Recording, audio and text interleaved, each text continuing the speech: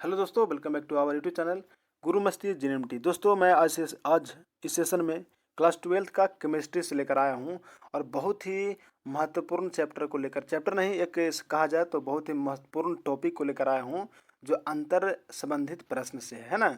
और यहां से आप लोगों को 4 से 6 नंबर को यानी गेन कर सकते हैं, मतलब इसका शॉर्ट में पूछ सकता है अंतर, ये डिफरेंस मतलब, और लॉन्ग में पूछ सकता है। तो चलिए हम बिना समय को गंवाए हुए डायरेक्ट क्वेश्चन पर चलते हैं। और जो नए हैं इस चैनल पर, चैनल को सब्सक्राइब कर दीजिए, बेल आइकन को दबा दीजिए ताकि नोटिफिकेशन मिलता रहेगा। और चलिए हम चलते हैं सीधा क्वेश्चन पर, ठीक है। तो आइए, पहला नंबर डिफरेंस है, इसको हम बड़ा करते हैं, एक एक करके आप लोग को शो करते हैं कौन। और हाँ, इसमें से जो इम्पोर्टेंट है मैंने 8-10 वो लगभग, तो हम 10 वो लगभग टिक आउट करवाएंगे जो वीवीआई है, और बाकी 10 गो में से कम 2 गो आप लोगों को हम पूछ ही डालेगा, ठीक है। तो आइए चलिए चलते हैं, शुरू करते हैं। पहला में इधर नहीं फोकस कीजिएगा, जहां हम करवा रहे हैं वहां आप लोग फोकस कीजिए, और ठीक है। तो हम सबसे पहले इधर नहीं करवा रहे हैं, इसको नहीं देखना है, सॉरी, इसको एकदम हटा दीजिए अभी, ठीक है। हम फिलहाल चल रहे हैं यहाँ, यानी लिख कह रहा है कि ठोस अवस्था, यानी चैप्टर 1 में कुछ कुछ है अंतर, उसको देख लेंगे और चैप्टर बाय चैप्टर हम लोग देखेंगे। पहला है कि अनुचुंबकीय तथा लौ चुंबकीय, क्या बोला, अनुचुंबकीय तथा लौ चुंबकीय पदार्थ में क्या अंतर है। तो अनुचुंबकीय लौ चुंबकीय के अंतर तो आप लोग सभी जानते होंगे। देखिए, हम क्वेश्चन के साथ आंसर भी बता दे रहे हैं, अगर आप लोग आंसर अगर लिखे हुए हैं तो सबसे अच्छा, बहुत अच्छा की बात है, नहीं लिखे हैं तो आप यहाँ से भी याद कर सकते हैं, ठीक है। बहुत से यूट्यूबर क्या कर रहे हैं, सिर्फ क्वेश्चन बता दे रहे हैं, ये बना लो हो जाएगा। अरे आंसर कहाँ से लाएगा बच्चा लोग, सपोज दैट जिसको पास अवेलेबल है वो सही है, जिसको पास नहीं वो क्या करेगा, है ना। इसलिए आप लोग के क्वेश्चन के साथ आंसर भी आपको दिया हुआ है, आप खुद पढ़ सकते हैं। अनुचुंबकीय तथा लौ चुंबकीय में क्या अंतर है उसके बारे में देखिए, लिखा हुआ है कि ऐसे पदार्थ जो अयुग्मित इलेक्ट्रॉन उपस्थित रहते हैं, है ना। ऐसे पदार्थ में, किस पदार्थ में, अनुचुंबकीय पदार्थ में अयुग्मित इलेक्ट्रॉन उपस्थित रहते हैं जिस कारण चुंबकीय क्षेत्र द्वारा दुर्बल आकर्षित होता है। लेकिन जबकि लौ चुंबकीय में क्या होता है कि ऐसे पदार्थ में अयुग्मित इलेक्ट्रॉन अधिक होता है, क्या होता है, इसमें उपस्थित होता है, लेकिन लौ चुंबकीय में सबसे अधिक होते हैं, ठीक है, जिस कारण इसका स्वतः चुंबकत्व क्या होता है, उत्पन्न होता है, ठीक है। पहला अंतर हो गया। दूसरा अंतर है कि इसका चुंबकत्व, किसका, अनुचुंबकीय का चुंबकत्व चुंबकीय क्षेत्र की अनुपस्थिति में समाप्त हो जाता है। किसके अनुपस्थिति में, चुंबकीय क्षेत्र की अनुपस्थिति में क्या होता है, समाप्त हो जाता है। जैसे में O2 Cu2+। और जबकि लौ चुंबकीय लौ चुंबकीय का इस चुंबकत्व चुंबकीय क्षेत्र की अनुपस्थिति में भी कायम रहता है ना।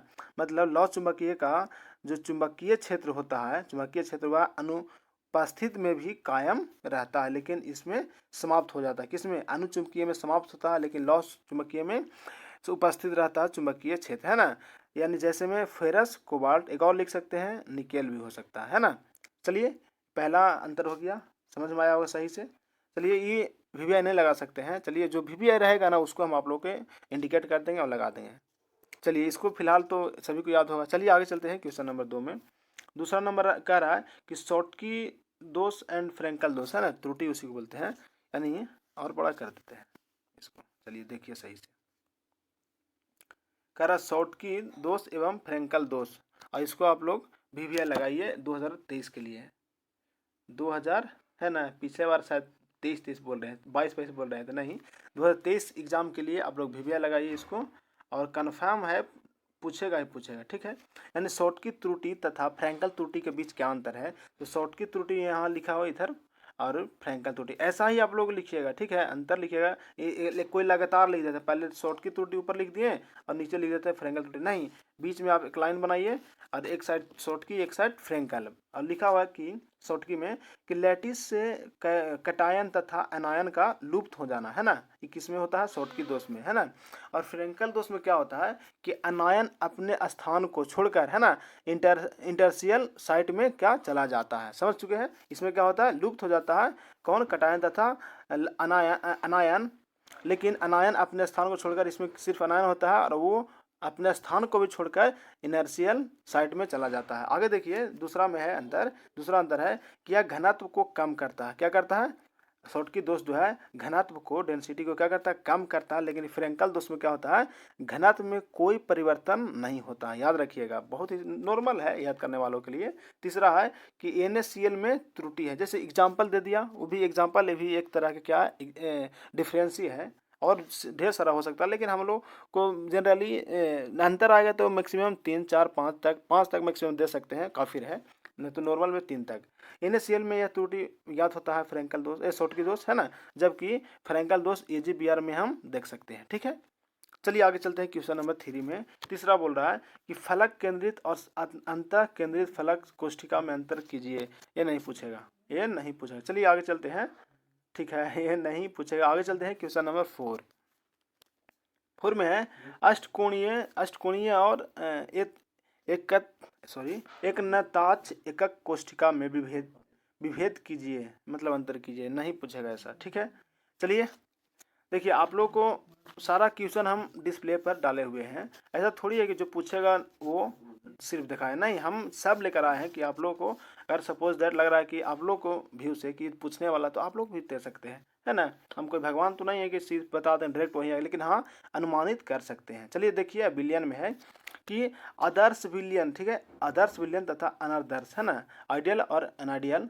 विलियन में क्या अंतर है। ये अच्छा क्वेश्चन कहा जा सकता है एक तरह से, ठीक है। लेकिन फिलहाल आदर्श गैस आदर्श विलियन और अनादर्श विलियन, यह सभी ताप एवं संधारण की उपस्थिति में राउल्ट नियम नहीं पूछेगा। आगे चलिए 6ठा नंबर में क्या बोल रहा है, धनात्मक विलियन और ऋणात्मक विलियन में अंतर पूछ रहा है ना। चलिए ऐसा नहीं आएगा। आगे चलिए परिसरण, हाँ बहुत ही लाजवाब क्वेश्चन, परिसरण एवं प्रसरण। चलिए छोटा कर देते हैं। आइए क्या बोल रहा है कि परिसरण में अभी जो हम दिखा रहे हैं आप लोग वो देखिए, इधर छोड़िए, इधर मत फोकस कीजिए, अभी हम जहाँ दिखा रहे हैं वहाँ देखिए। यहाँ देखिए कि परिसरण और प्रसरण में क्या अंतर है। तो पहला अंतर बता रहा है कि परिसरण क्रिया दो समान सांद्रण वाले घोलों में होती है। कैसा, दो असमान, परिसरण का जो क्रिया होता है वो दो असमान सांद्रण वाले घोलों में होती है, जिसमें अर्ध परागमय झिल्ली का रहना नितांत आवश्यक है। ठीक है, इसमें है कि जबकि प्रसरण क्रिया किन्हीं दो घोलों या गैस में स्वतंत्र रूप में होती है ना, किन्हीं घोलों या गैस में भी हो सकता है, लेकिन परिसरण, याद रखिएगा कि प्रसरण किन्हीं गैस में भी हो सकता है, घोल में भी हो सकता है, लेकिन परिसरण जो होता है सिर्फ घोल में भी इसका क्रिया होती है। ठीक है, प्रसरण में चल रहे थे, प्रसरण क्रिया किन्हीं दो घोलों या गैसों में स्वतंत्र रूप में होती है। इसमें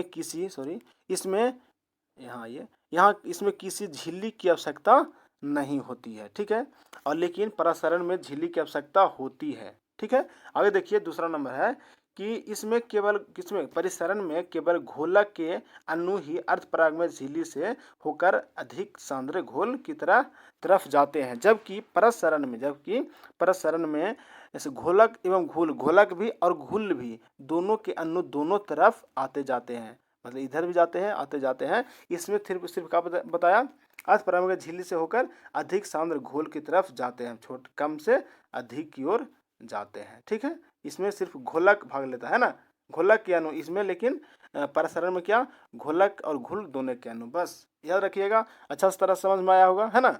चलिए फिलहाल आगे चलते हैं। आगे देखिए 8वां नंबर है वास्तविक विलयन, कुलाइडी विलयन और स्कंदन विलयन में अंतर स्पष्ट करना है। ये नहीं पूछेगा। ठीक है, 8वां नंबर नहीं पूछेगा। और हाँ, ऊपर अभी जो क्वेश्चन अभी बताए हैं उसको आप लोग VVI लगाइए, इसको VVI लगा सकते हैं, है ना, 2023 के लिए। चलिए आगे चलते हैं। यहाँ देख लिए हम लोग, नहीं डालेगा तो आगे देखते हैं। विद्युत रसायन में है, हाँ, सेल विभव और विद्युत वाहक बल, है ना, विद्युत वाहक बल, ये पूछेगा क्वेश्चन। सब आ जा रहा है, कोई दिक्कत ना है। हम लोग यहाँ फोकस नहीं कीजिए, कहाँ गया कलर, इसको फोकस नहीं करना है। हम लोग को फोकस कहाँ करना है, सॉरी, यहाँ इस पर फोकस कीजिए। तो चलिए क्या लिखा हुआ है उसके बारे में पढ़ते हैं कि सेल विभव, है ना, सेल विभव और विद्युत वाहक बल, है ना, सेल विभव और विद्युत वाहक बल बहुत ही इंपॉर्टेंट क्वेश्चन। आप लोग इसको VVI लगाइए 2023 के लिए। चलिए क्या लिखा है कि अर्ध सेलों का विभवांतर, क्या सेल में लिखा है, सेल तरफ, कि किसी भी स्थिति में सेल के अर्ध सेल का विभवांतर है। किसी भी स्थिति में सेल विभव जो है वो अर्ध सेलों का विभवांतर है, जबकि विद्युत वाहक बल किसी सेल के खुला परिपथ, कैसा खुला परिपथ में अर्ध सेलों का विभवांतर होता है। किस क्या बोला, विद्युत वाहक बल जो है वह खुला परिपथ में अर्ध सेलों का विभवांतर होता है, जबकि सेल विभव जो है अर्ध सेलों का विभवांतर है, लेकिन विद्युत वाहक बल खुला में प्रदर्शित होता है। चलिए ये पहला अंतर हो गया। दूसरा है कि सेल से प्राप्त अधिकतम, इसको थोड़ा रिमूव कर देते हैं, लिखा है ना। क्या बोल रहा है कि दूसरा अंतर बोल रहा है कि सेलों से प्राप्त, किससे, सेलों से प्राप्त अधिकतम वोल्टता वोल्टेज से कम होता है। क्या बोला, सेल से जो प्राप्त अधिकतम वोल्टेज है वह सेल से कम होता है, ठीक है, सेल विभव में, जबकि विद्युत वाहक बल में सेल से प्राप्त अधिकतम वोल्टता के बराबर होता है। लगभग जो सेल से प्राप्त होता है, माने जो सेल लगा होता है उससे जो प्राप्त होता है वोल्टेज, उससे उसके बराबर विद्युत वाहक बल का मान होता है, ठीक है। लेकिन इसमें क्या होगा, कम होता है, किसमें, सेल विभव में। तीसरा नंबर अंदर देखिए लिख रहा है कि यह परिपथ से विद्युत धारा के प्रवाह के लिए उत्तरदायी होता है। क्या बोला, परिपथ से, किससे, परिपथ से विद्युत धारा के प्रवाह के लिए उत्तरदायी होता है, माने जो सेल से प्रवाहित होता है उसी के लिए उत्तरदायी होता है कौन, सेल विभव। जबकि विद्युत वाहक बल परिपथ से विद्युत धारा के प्रवाह के लिए उत्तरदायी होता है, विद्युत धारा के लिए प्रवाह के लिए उत्तरदायी होता है कौन, विद्युत वाहक बल, लेकिन सेल क्या उत्तरदायी नहीं होता है। याद रखिएगा बस थोड़ा सा कि जो प्रवाहित होता है विद्युत धारा सेल से, वह उसके लिए सेल विभव उत्तरदायी नहीं होता है, जबकि विद्युत वाहक बल उत्तरदायी होता है। तीसरा हो गया। और चौथा अंतर क्या है से देखिए, चौथा अंतर बोल रहा है कि इसका माप है ना, इसका माप वोल्ट मीटर के द्वारा होता है, माने सेल विभव का जो माप होता है वह वोल्ट मीटर के द्वारा होता है, जबकि विद्युत वाहक बल का जो माप होता है पोटेंशियोमीटर के द्वारा होता है। यही तो बहुत मेन अंतर यही तो हो गया है ना जी, मतलब सेल विभव का जो माप होता है वोल्ट मीटर के द्वारा है ना, जबकि विद्युत वाहक बल का माप पोटेंशियोमीटर के द्वारा होता है। चलिए समझ चुके हैं यहाँ तक, चलिए कोई दिक्कत नहीं है, आगे चलते हैं। क्वेश्चन नंबर 10 में बोल रहा है विद्युत विघटन और आयनीकरण में भेद बतलाएं, ये नहीं पूछेगा। चलिए आगे चलते हैं क्वेश्चन नंबर 11 में। 11 नंबर क्वेश्चन देखिए, ये तो उसी का पार्ट है। 11 नंबर है गैल्वेनिक सेल और वैद्युत अपघटनी सेल में अंतर, है ना। क्या बोला कि गैल्वेनिक सेल और वैद्युत अपघटनी सेल में क्या अंतर है, इसको आप लोग वीवीआई लगाइए, थोड़ा बड़ा कर देते हैं, आइए यहाँ, ठीक है। देखिए बोल रहा है पहला में एक साइड लिखा क्या, गैल्वेनिक सेल, और दूसरे साइड वैद्युत अपघटनी सेल, ठीक है। तो पहला अंतर है कि गैल्वेनिक सेल में वैद्युत ऊर्जा उत्पन्न होती है। क्या बोला कि गैल्वेनिक सेल में क्या उत्पन्न होती है, वैद्युत ऊर्जा उत्पन्न होती है, जबकि वैद्युत अपघटनी सेल में वैद्युत ऊर्जा से रासायनिक ऊर्जा में उत्पन्न, है ना, वैद्युत ऊर्जा से रासायनिक ऊर्जा में परिवर्तन या उत्पन्न होता है। मतलब वैद्युत ऊर्जा से रासायनिक ऊर्जा में उत्पन्न होता है, मतलब रासायनिक ऊर्जा उत्सर्जन होता है उसमें, किसमें, वैद्युत अपघटनी में, जबकि गैल्वेनिक सेल में वैद्युत ऊर्जा सिर्फ डायरेक्ट उत्पन्न होती है, ठीक है। दूसरा अंतर है कि गैल्वेनिक सेल में अभिक्रिया लगातार होती है। क्या, गैल्वेनिक सेल में अभिक्रिया जो होता है वह लगातार होती है, जबकि वैद्युत अपघटनी सेल में अभिक्रिया लगातार नहीं होती है, ठीक है। बस इतना ही सा याद रखिएगा। और तीसरा डिफरेंस है तीसरा डिफरेंस है, और इसको सबसे पहले आप लोग वीवीआई लगा लीजिए 2023 के लिए, ठीक है। कंफर्म है, ऐसा क्वेश्चन आएगा ही आएगा। तीसरा अंतर है, सो हम लोग देखते हैं। तीसरा अंतर है कि दो अलग अलग पात्रों में, ये तो ज़्यादा हो गया, चलिए जो नॉर्मल है इसको छोड़िएगा, इसको नहीं चाहिए। इसको देखिए, चौथा नंबर है कि गैल्वेनिक सेल में एनोड पर ऋणात्मक एवं कैथोड पर धनायन होता है, ठीक है।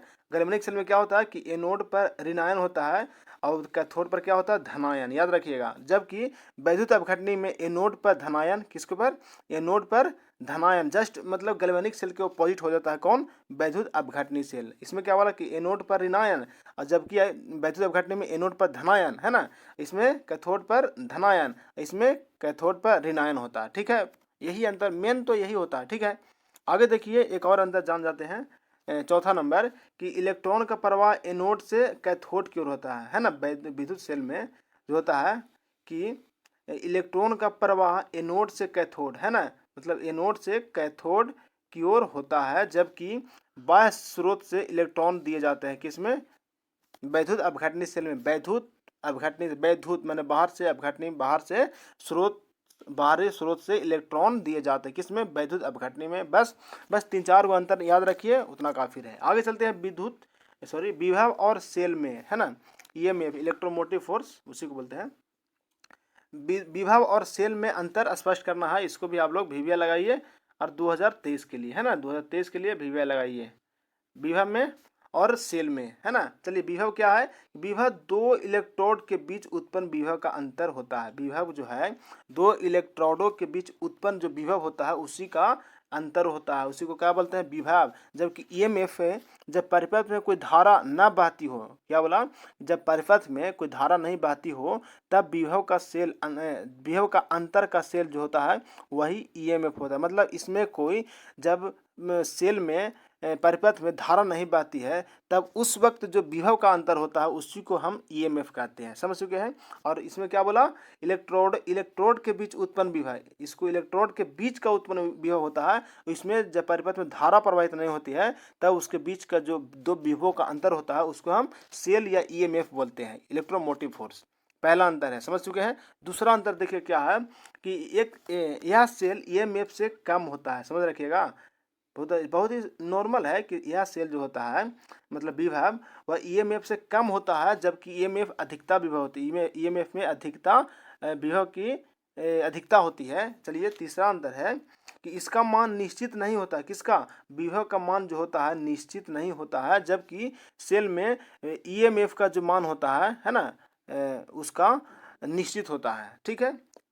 आगे देखिए, एक और अंतर देख लीजिए, चौथा है कि सेल द्वारा किया गया अधिकतम कार्य से कम होता है। सेल के द्वारा जो किया गया कार्य होता है उसका जो विभव में जो होता है अधिक होता है, सॉरी, सेल द्वारा किया गया अधिक कार्य से कम होता है। जो सेल के द्वारा अधिक कार्य किया जाता है उससे कम ही विभव का मान होता है, विभव का मान कम ही होता है। विभव ही है, इधर है ईएमएफ या सेल कहिए, ईएमएफ सेल के अधिकतम कार्य को ईएमएफ की गणना करके ज्ञात किया जाए। मतलब सेल के जो अधिकता जो कार्य किया गया है उसको गणना करके हम ईएमएफ ज्ञात कर सकते हैं। बस, ठीक है। समझने में कोई दिक्कत आप लोगों को नहीं हो रहा होगा, उम्मीद करते हैं। अगर देखिए क्वेश्चन नंबर 13 है, क्या धात्विक चालकता एवं वैद्युत अपघटनीय चालकता में अंतर।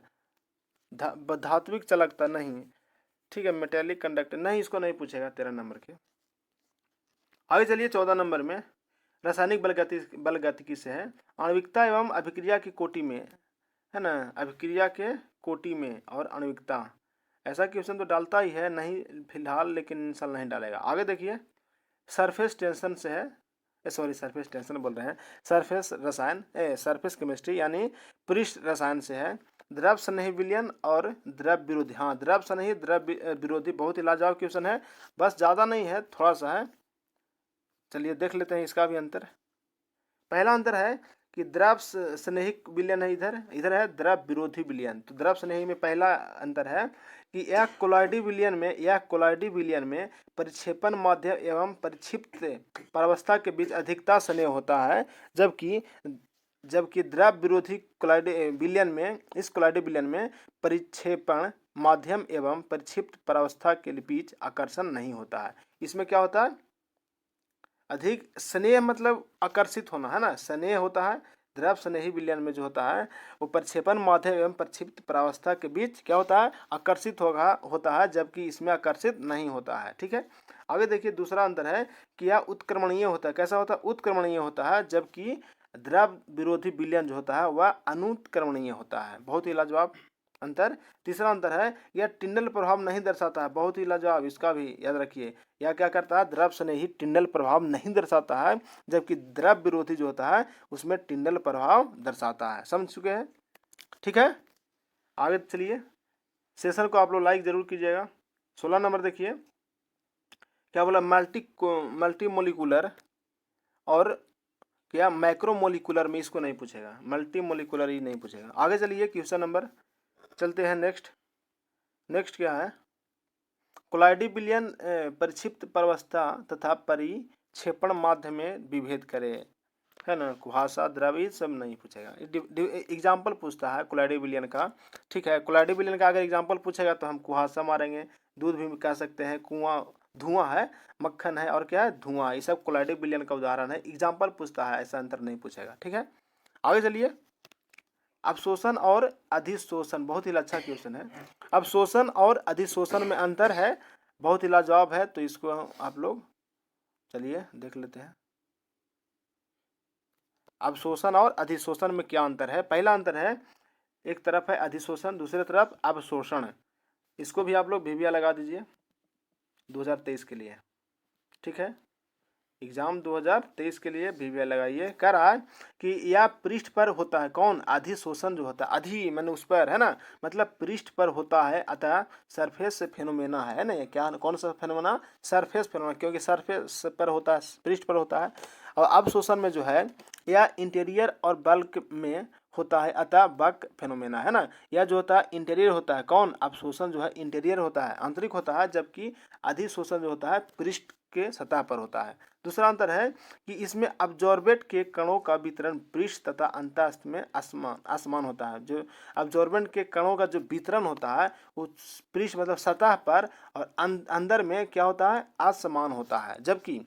जबकि अवशोषण में सॉल्यूट के कणों का वितरण पृष्ठ एवं अंतस्थ दोनों के समान। मतलब इसमें अवशोषण में क्या होता है कि आंतरिक वितरण और बाह्य वितरण, मतलब अंदर का वितरण, कणों के अंदर का वितरण एवं पृष्ठ मतलब सतह का वितरण जो होता है एक समान होता है, ठीक है। तीसरा अंतर है कि प्रारंभ में अधिशोषण दर उच्च तथा समयावस्था में कम होता है। जो स्टार्टिंग में अधिशोषण होता है दर उसका उच्च होता है, और समयावस्था में क्या होता है? कम होता है। इसमें है कि अवशोषण दर सदैव नियत रहता है। किसमें? अवशोषण का दर, जो अवशोषण का दर जो होता है अधिशोषण में हमेशा क्या, सॉरी, अवशोषण में जो अवशोषण का दर होता है हमेशा नियत रहता है, इसको याद रखिएगा, ठीक है। बहुत अच्छा क्वेश्चन था। आगे चलिए क्वेश्चन नंबर नेक्स्ट में, भौतिक अधिशोषण, रासायनिक अधिशोषण। जब वो पूछेगा तो ये नहीं पूछेगा, इसलिए इसको छोड़ दिया जाए। आगे चलते हैं, 19 हो गया, 20 नंबर। आप लोग देखना चाहे तो देख ले सकते हैं, भौतिक अधिशोषण देख चुके हैं, स्क्रीनशॉट ले सकते हैं, लेकिन उतना जरूरी नहीं है। जो सही है, जो इंपॉर्टेंट है उसको हम लगवा दे रहे हैं।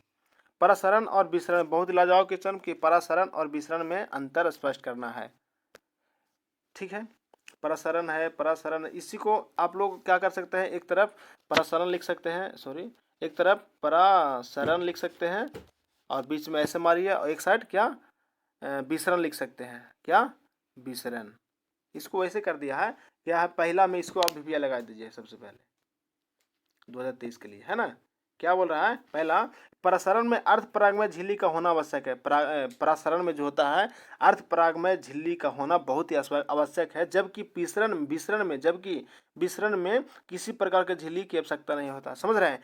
बहुत ही लाजवाब क्वेश्चन ही है, आएगा ही आएगा 32 में, कि प्रसारण में जो होता है अर्ध परागमय झिल्ली का होना आवश्यक है, जबकि विसरण में किसी प्रकार के झिल्ली की आवश्यकता नहीं होती है, ठीक है। दूसरा अंतर है कि परासरण में कणों का प्रभाव केवल कणों का जो प्रवाह होता है केवल एक दिशा में होता है, कौन में? परासरण में, जबकि केवल विलयन के कण गति करते हैं। जबकि विसरण जो होता है, विसरण में विलायक और विलेय दोनों, कौन में? विसरण में जो विलायक और विलेय होते हैं दोनों कण विपरीत दिशाओं में गति करते हैं। बहुत ही अच्छा डिफरेंस।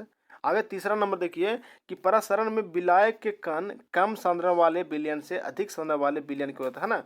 कम परासरण में जो होता है कम सांद्रण वाले विलयन से अधिक सांद्रण विलयन वाले की ओर अग्रसित होते हैं, प्रभावित होते हैं। जबकि विसरण में कण का प्रवाह अधिक सांद्रण से कम सांद्रण, जो विसरण में होता है अधिक सांद्रण से कम सांद्रण की ओर क्या करता है? प्रभावित होता है। बस इतना ही अंतर है, समझ चुके हैं। नेक्स्ट देखिए तत्वों के निष्कर्षण के सिद्धांत से है। आइए क्या बोल रहा है, उदाहरण देते हुए भर्जन तथा निस्तापन में अंतर बताइए। भर्जन निस्तापन सही क्वेश्चन है, बट इन साल नहीं पूछेगा। आगे देखिए, भर्जन निस्तापन हमेशा पूछता है, लेकिन जब शायद पिछला साल ही पूछा है। आगे देखते हैं, भर्जन निस्तापन अच्छा चीज है। यहाँ देखिए, खनिज और अयस्क में अंतर, ये तो सभी को पता है ना, देख लीजिए। इसका भी थोड़ा सा आप लोग स्क्रीनशॉट ले सकते हैं कि उदाहरण देते हुए भर्जन तथा निस्तापन में अंतर है। निस्तापन क्या है इतना लिखने की आवश्यकता नहीं है, बस शॉर्ट में लिखिए। और भर्जन देखिए यहाँ है, ठीक है, रोस्टिंग।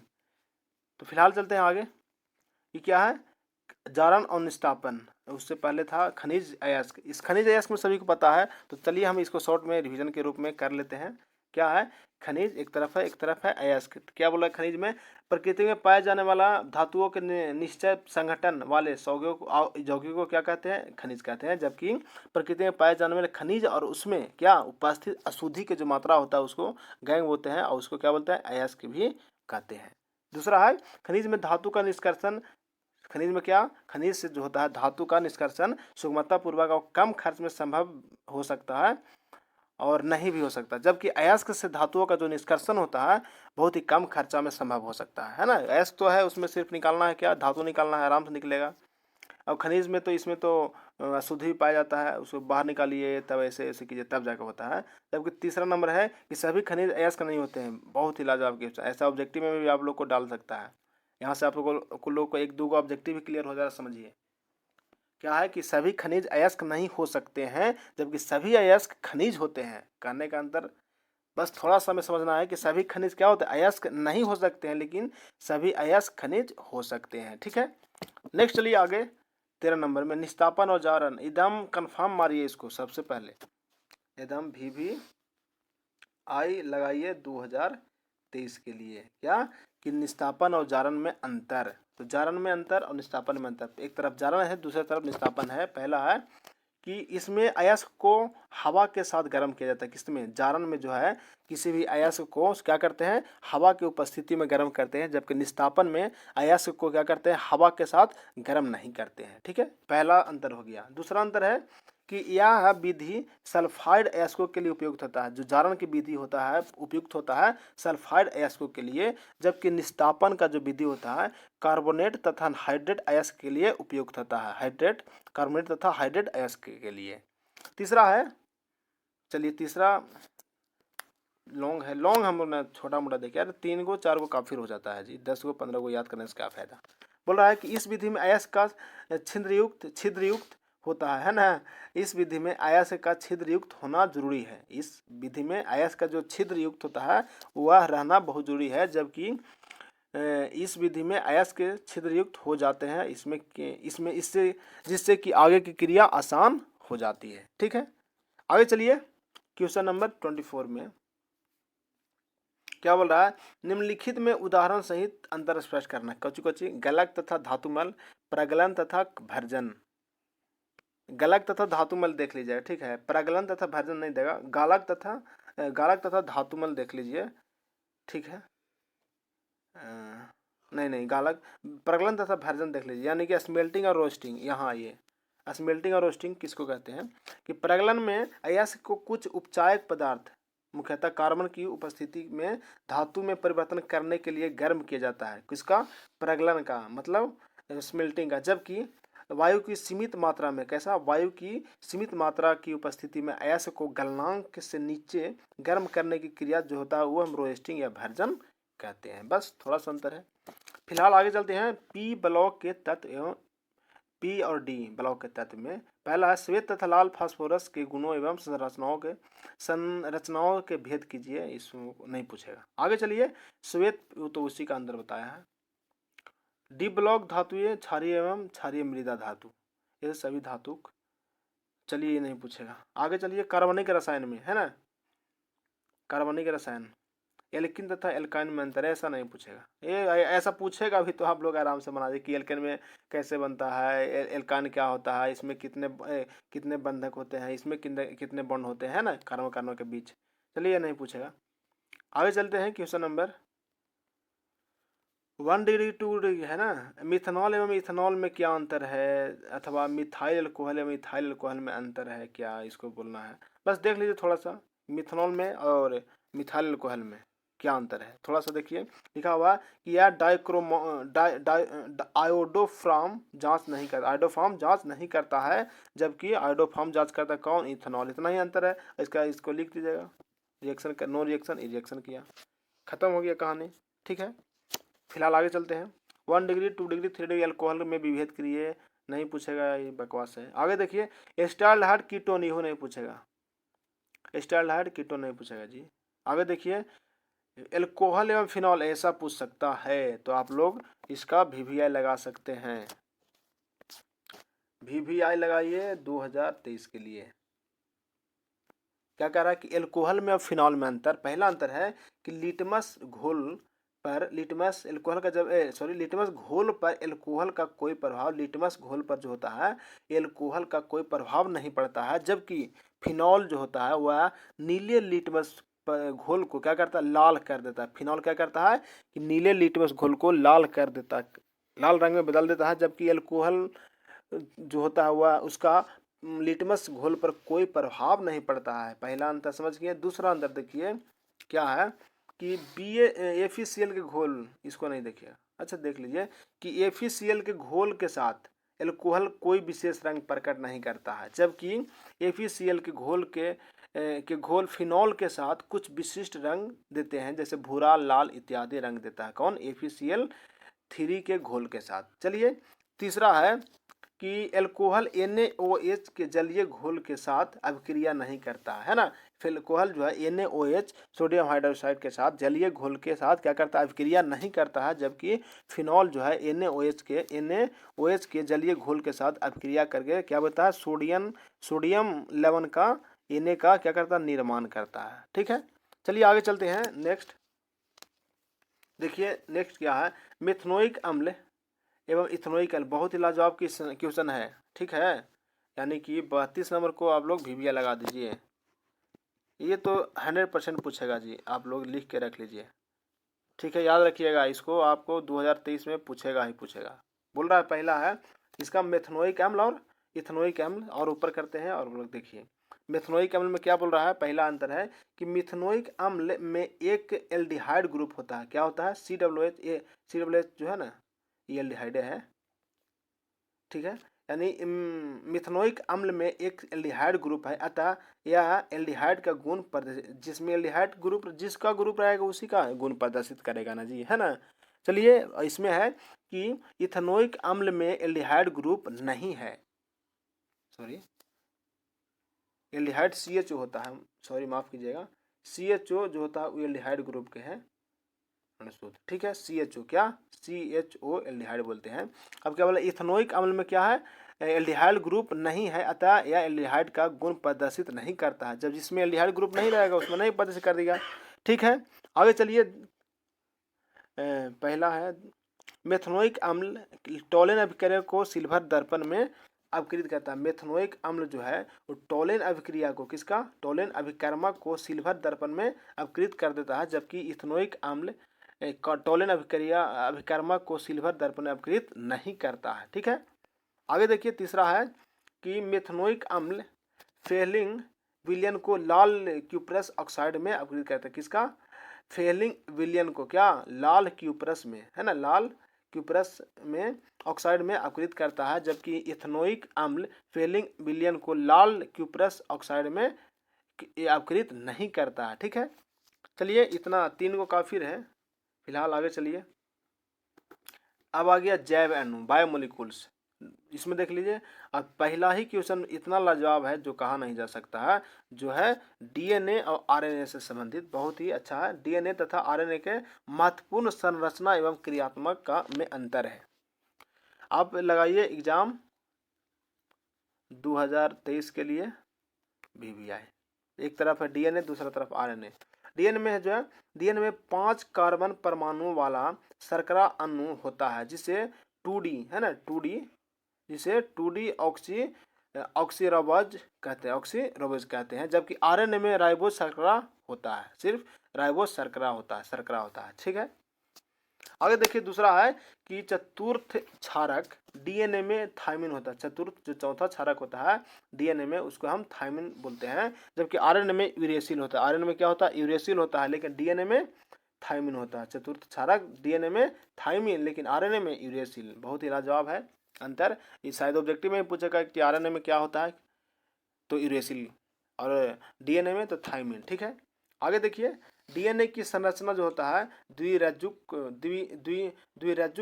द्विकुंडलिनी होता है। DNA का द्विकुंडलिनी होता है, जबकि RNA की संरचना एक रज्जुक कुंडलिनी होता है, ठीक है।